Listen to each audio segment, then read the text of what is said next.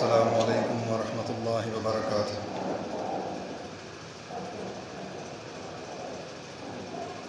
ان الحمد للہ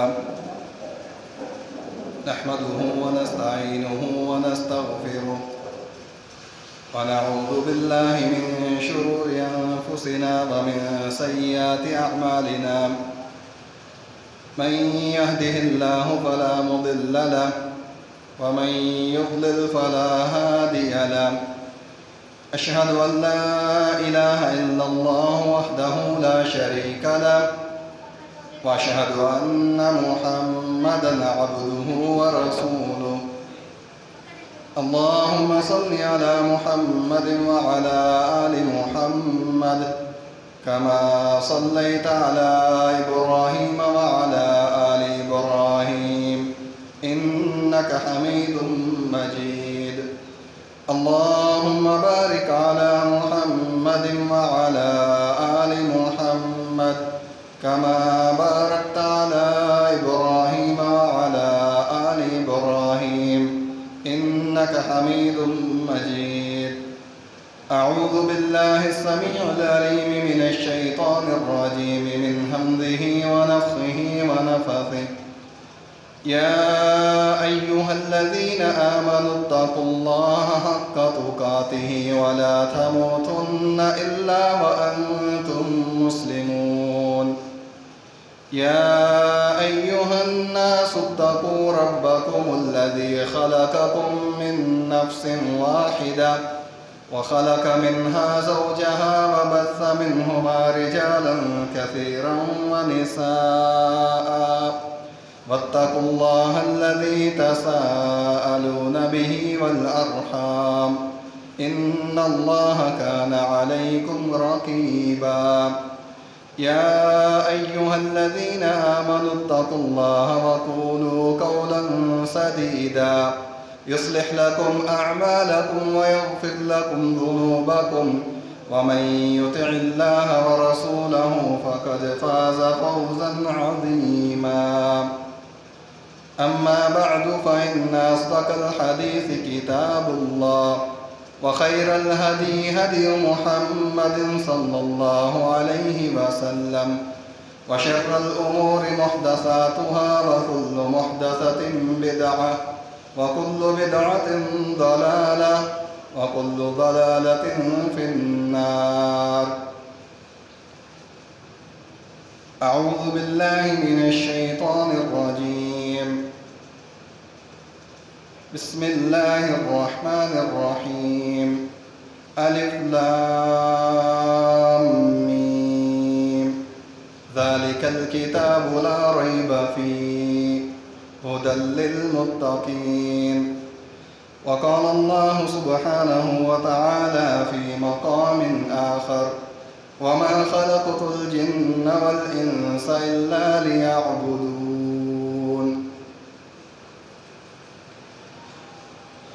اللہ رب العزت کا بہت بڑا انعام اور احسان ہے کہ اس ذات نے ہمیں اس دنیا کے اندر اشرف المخلوقات کے اندر شامل کیا اور اس کے بعد ایمان کی دولت عطا فرمائی، توحید کی دولت نصیب فرمائی۔ گزشتہ سے پیوستہ جیسا کہ لاسٹ ٹائم ہم نے موضوع شروع کیا تھا، جب آدم علیہ السلام اور ان کی زوجہ کو اللہ رب العزت نے اس زمین پر بھیجا اور فرمایا قُلْنَا اهْبِطُوا مِنْهَا جَمِيعًا فَإِمَّا يَأْتِيَنَّكُم مِّنِّي هُدًى فَمَن تَبِعَ هُدَايَ فَلَا خَوْفٌ عَلَيْهِمْ وَلَا هُمْ يَحْزَنُونَ کہ آپ سب ابلیس، آدم اور ان کی بیوی، اب جنت میں آپ کا ٹھکانہ نہیں ہے، آپ سب کو زمین پر جانا ہے اور اس زمین کے اوپر اللہ کی طرف سے ہدایت آئے گی، جو اس ہدایت کے مطابق اپنی زندگی گزارے گا، اس ہدایت کو اپنے زندگی کے لیے مشعل راہ بنائے گا، اسوہ بنائے گا، آئیڈیل بنائے گا، فلا خوف علیہم ولا هم یحزنون، ان لوگوں کے لیے نہ کوئی اس دنیا کے اندر خوف ہوگا اور نہ آخرت میں کوئی غم ہوگا۔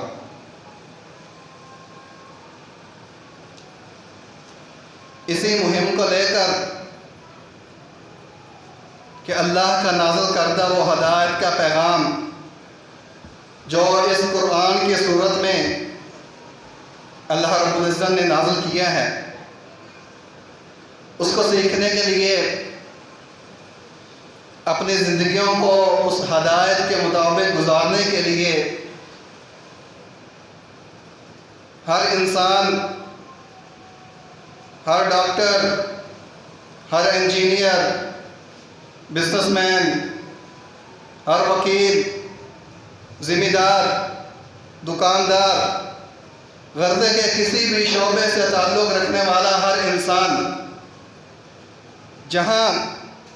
اس دنیا کا دیگر علم، دیگر فنون، علوم اس نے حاصل کیے، ہم میں سے کسی نے فزکس کے اندر، میڈیکل کے اندر، انجینئرنگ کے اندر، کسی نے ماسٹر کیا، کسی نے یونیورسٹی پاس کی، ڈاکٹریٹ کیا، کوئی بزنس کا ماسٹر ہے، کوئی کاشتکاری کا ماہر ہے۔ ایک بہت اہم چیز جو ان تمام فنون علوم سے بالا تر ہے، جو سب سے زیادہ اہم ہے، جو سب سے زیادہ مہم ہے،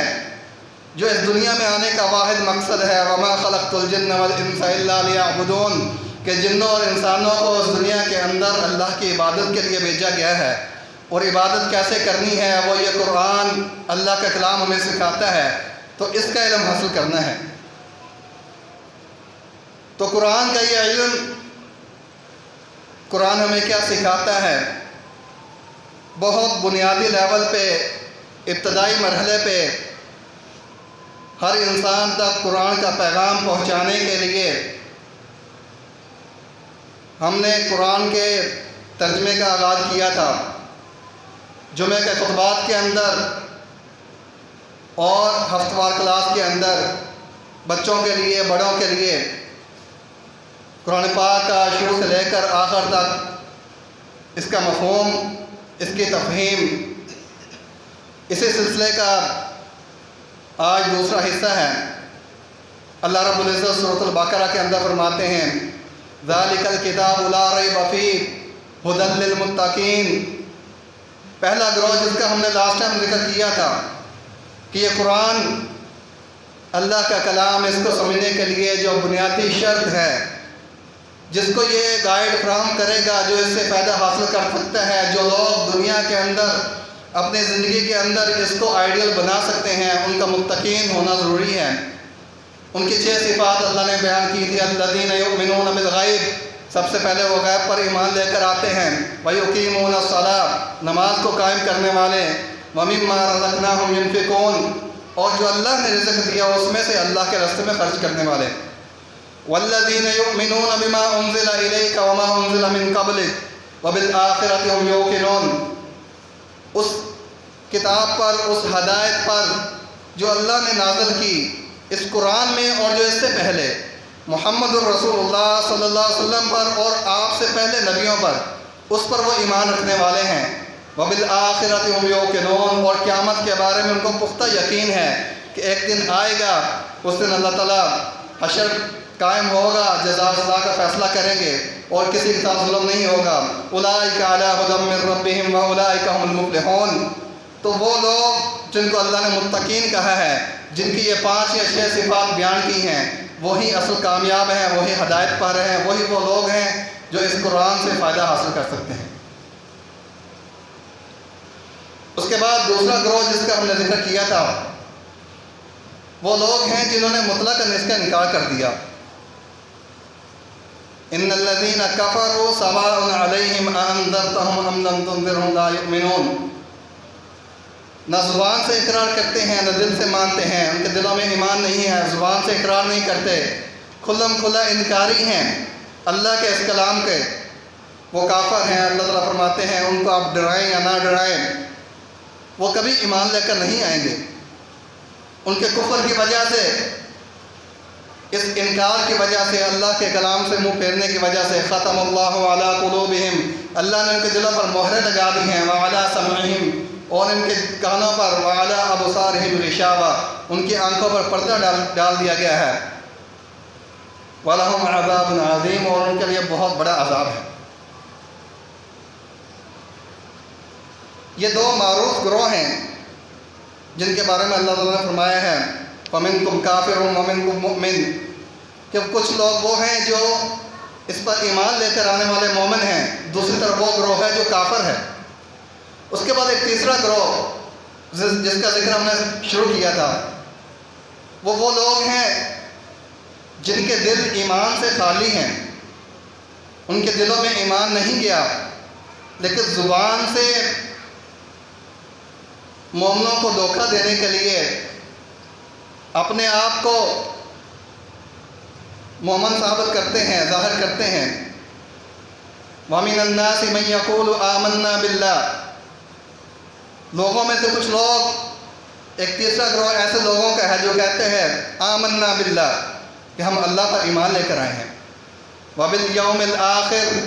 اور قیامت کے دن پر بھی ایمان رکھتے ہیں، وما ہم بمؤمنین، لیکن اللہ تعالیٰ فرما رہا ہے کہ یہ وہ لوگ ہیں جو ایمان لے کر نہیں آئے۔ یخادعون اللہ والذین آمنوا، یہ صرف مومنوں کو دھوکہ دیتے ہیں، اللہ کو دھوکہ دیتے ہیں، اپنے آپ کو مومن ظاہر کر کے مومنوں سے کچھ فائدہ حاصل کرنا چاہتے ہیں۔ یخادعون اللہ والذین آمنوا وما یخدعون الا انفسهم وما یشعرون، لیکن حقیقت یہ ہے کہ وہ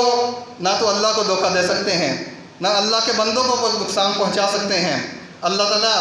کو معلوم ہے، اللہ دلوں کا حال جانتا ہے، ان اللہ علیم بذات الصدور، اللہ کو پتہ ہے کہ ان کے دلوں میں ایمان نہیں ہے، اور مومنوں کو اللہ تعالیٰ نبی کریم صلی اللہ علیہ وسلم کے ذریعے وحی کا بتا دیتے ہیں کہ یہ لوگ منافق ہیں۔ نقصان کس کا ہے؟ وما یخدعون الا انفسهم وما یشعرون، ایسے لوگ جو نفاق کی بیماری کے اندر مبتلا ہیں، جو کافروں سے بدتر ہیں، ان المنافقین فی الدرک الاسفل من النار، یہ وہ گروہ ہے جو جہنم کے سب سے نچلے گڑھے میں ہوگا۔ اعاذنا اللہ من، اللہ تعالیٰ ہم سب کو محفوظ رکھے نفاق کی بیماری سے۔ تو یہ حقیقت میں اپنا نقصان کرتے ہیں۔ وما یخدعون الا انفسهم وما یشعرون، لیکن ان کو شعور ہی نہیں ہے۔ فی قلوبہم مرض، وجہ کیا ہے؟ کیوں اس بیماری کے اندر اتنے وہ نیچے چلے گئے ہیں؟ اللہ تعالیٰ فرماتے ہیں فی قلوبہم مرض، ان کے دلوں میں نفاق کی بیماری تھی، کفر کی بیماری تھی، اللہ کی آیات کی تکذیب کرنے والے، دھوکہ دینے والے، ظاہری طور پہ اپنے آپ کو اچھا اور مسلمان ثابت کرنے والے، لیکن دلوں میں باطنی طور پر انہیں پتہ ہے کہ ان کے دل میں ایمان نہیں ہے، جھوٹ بولنے والے۔ یہ ایسی صفات ہیں، دھوکہ دینا، جھوٹ بولنا، منافقت۔ فی قلوبہم مرض، اس بیماری کی وجہ سے فزادہم اللہ مرضا، اللہ نے ان کی بیماری کو مزید بڑھا دیا۔ وَلَهُمْ عَذَابٌ عَلِيمٌ بِمَا كَانُوا يَكْذِبُونَ، اس جھوٹ کی وجہ سے اللہ نے ان کے لیے دردناک عذاب تیار کر۔ اس کے بعد اللہ تعالیٰ ان کی مزید صفات بیان کرتے ہیں، یہ کس طرح کا گروہ ہے، کس طرح کے لوگ ہیں یہ منافقین، ان کی کیا خصلتیں ہیں۔ وَإِذَا قِيلَ لَهُمْ لَا تُفْسِدُوا فِي الْأَرْضِ، جب بھی آپ انہیں کہتے ہیں کہ اس زمین کے اندر فساد نہ پھیلاؤ۔ فساد کیا چیز ہے؟ اللہ کی زمین کے اوپر، یہ زمین اللہ نے بنائی ہے، اور اس اللہ کی زمین کے اوپر اللہ کا نظام نافذ کرنا، اللہ کے دیے ہوئے احکامات کے مطابق زندگی گزارنا، اللہ کی حدود کا نفاذ، یہ امن کی گارنٹی ہے، امن کی علامت ہے۔ اور اللہ سے بغاوت، اللہ کی حدود کو توڑنا، اللہ کی حدود سے بغاوت کرنا، ان کے پامال کرنا، اللہ کے احکامات کو اس زمین کے اوپر نافذ نہ کرنا، یہ فساد ہے۔ اس سے اس دنیا کا امن تباہ ہوتا ہے۔ تو یہ خصلت ہے ان کی وَإِذَا قِيلَ لَهُمْ لَا تُفْسِدُوا فِي الْأَرْضِ، کہ اللہ کی نافرمانی کر کے، نفاق کر کے، اللہ کا انکار کر کے، کفر کر کے اس دنیا کے اندر، اس زمین کے اوپر فساد مت کرو۔ وَإِذَا قِيلَ لَهُمْ لَا تُفْسِدُوا قَالُوا إِنَّمَا نَحْنُ مُصْلِحُونَ، کہتے ہم تو اصلاح کرنے والے ہیں۔ یعنی ان کا یہ عمل، ان کا یہ نفاق، ان کا جھوٹ بولنا، لیکن ظاہری طور پہ ظاہر یہ کرتے ہیں ہم بڑے ترقی پسند ہیں، ہم اصلاح پسند ہیں، ہم اس دنیا کے اندر امن کے خواہاں ہیں۔ الا انہم هم المفسدون ولکن لا یشعرون، اللہ تعالیٰ فرماتے ہیں بے شک یہی وہ لوگ ہیں جو کہ فساد پھیلانے والے ہیں، لیکن ان کو شعور ہی نہیں ہے۔ وَإِذَا قِيلَ لَهُمْ آمِنُوا كَمَا آمَنَ النَّاسِ، ان کی دوسری خصلت، جب ان کو یہ کہا جائے کہ آپ بھی ایمان لے کر آئیں، جیسا کہ وہ لوگ ایمان لے کر آئے جو رسول اللہ صلی اللہ علیہ وسلم کے ساتھی تھے، صحابہ کرام رضوان اللہ علیہم اجمعین۔ وَإِذَا قِيلَ لَهُمْ آمِنُوا كَمَا آمَنَ النَّاسِ، کہ ان لوگوں کی طرح ایمان لے کر آؤ جیسے وہ صحابہ کرام کی جماعت ایمان لے کر آئے۔ قَالُوا أَنُؤْمِنُ كَمَا آمَنَ السُّفَهَاءُ، ان کو جواب کیا ہوتا ہے کہ ہم ان لوگوں کی طرح ایمان لے کر آئیں جو بے وقوف ہیں۔ نعوذ باللہ، ان کو تو شعور ہی نہیں ہے۔ انہوں نے اپنی اس دنیا کے اندر دنیا کے آسائشیں، دنیا کی نعمتیں، ہر چیز کو چھوڑ کے قربان کر کے وہ رسول اللہ صلی اللہ علیہ وسلم کے ساتھ مل گئے ہیں، غریب لوگ ہیں، دنیا میں ان کا کچھ حصہ نہیں ہے، یہ تو بے وقوف ہیں۔ الا انہم هم السفہاء ولکن لا یعلمون، لیکن اللہ تعالیٰ فرماتے ہیں وہ بے وقوف نہیں ہیں، بے وقوف تو یہ لوگ ہیں جنہوں نے اللہ کے احکامات کو چھوڑ دیا، اس قرآن سے منہ پھیر لیا، دنیا کے مفادات کو اللہ کے احکامات پر ترجیح دی، اللہ کے حدود کو خیال نہیں کیا، اللہ کے حدود کا پامال کرتے ہوئے اپنی من مرضی سے، اپنی عقل سے اس دنیا کے اندر زندگی گزارنے والے، اس دنیا کے اندر نظام کو نافذ کرنے والے، یہی بے وقوف ہیں۔ وَلَٰكِن لَا يَعْلَمُونَ، لیکن ان کو علم ہی نہیں ہے، ان کو اس چیز کا ادراک ہی نہیں ہے کہ یہ علم، یہ قرآن کا علم، یہ اللہ کے احکامات کے مطابق زندگی